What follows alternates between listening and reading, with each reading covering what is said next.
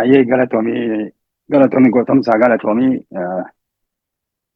Assalaamu alaikum ashama akkam nagaa jaallan murtii keessanuu keessaahuu jaallan guyyaa kana qopheessitan koree qindeessituu Iskaandinaviyaa gamtaa Iskaandinaviyaa hedduu galatoomaan isin jaa.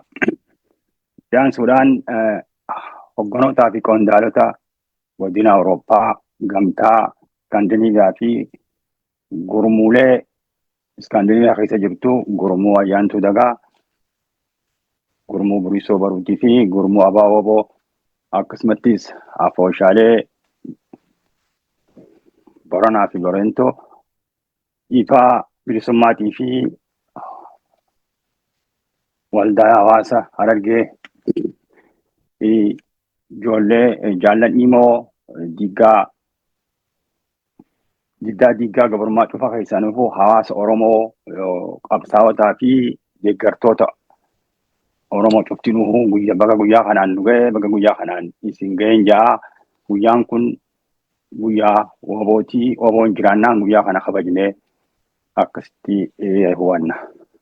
Itti aansuudhaan guyyaan kun ayyaana dachaa akka ta'e kan itti dubbannu waa lamaa fi qaduraa seeninsa bara haaraa waan ta'eef kalamadaa immoo guyyaa waraanni bilisummaa Oromoo irboo itti seenu itti haara'infatu lamada jechuu qaduraan seeni dachatti.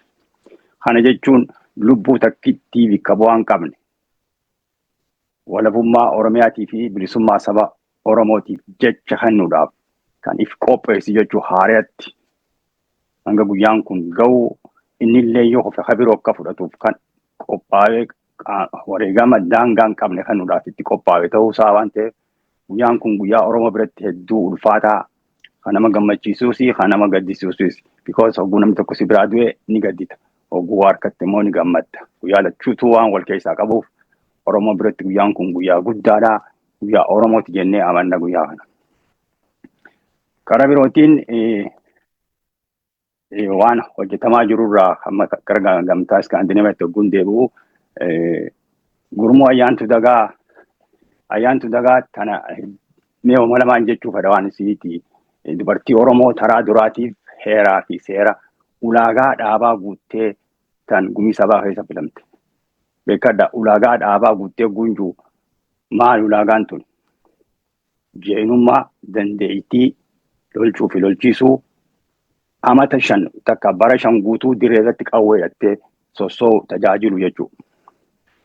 Warri waan kana guutee gumii sabaa seene qubaan lakkaa'ama.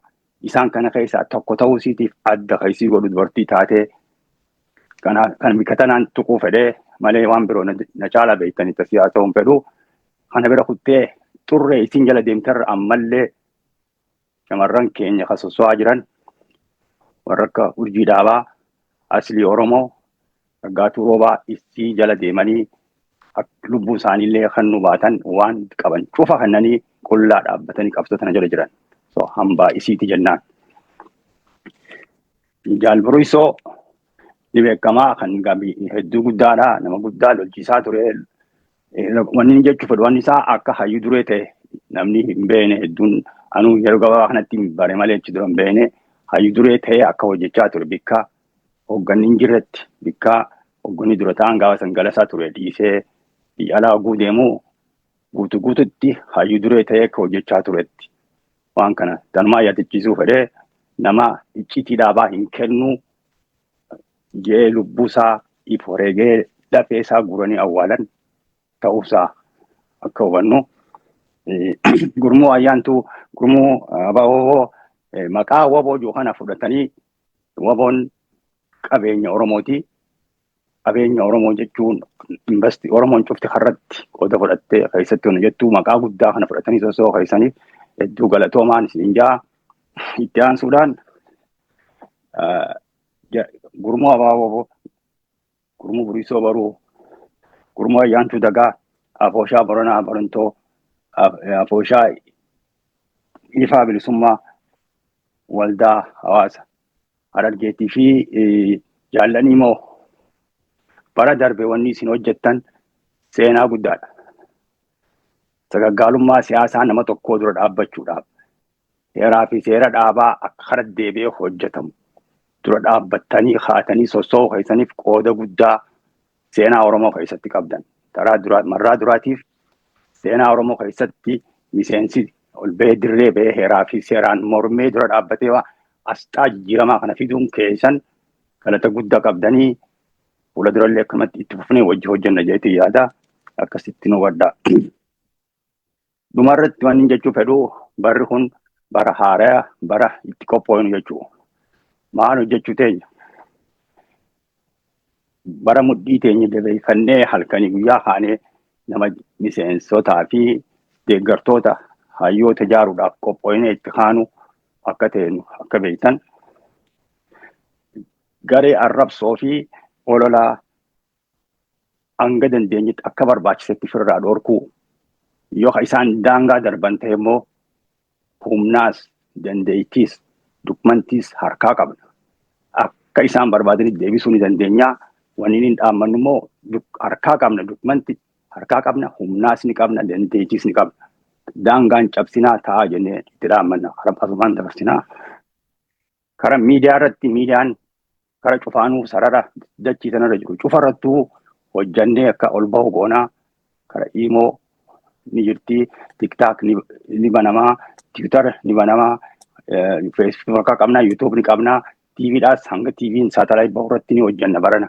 Wajjin hojjannaa harka ol qabannee wajjin hojjanna jechuudha. Gaafii heeraa fi seeraan gaafatan. Osoo mariirra jirtuu hogganni tokko gabba'ee saba Oromoo guutuu arrabsuun fudhatama hin qabu jennee amanna. Kanaaf jecha ammallee irra deebinee wanni gaafannu wanni kun irra deebi'amee akka laalamu ni gaafanna, ni yaadachiifna, ni hubachiifna.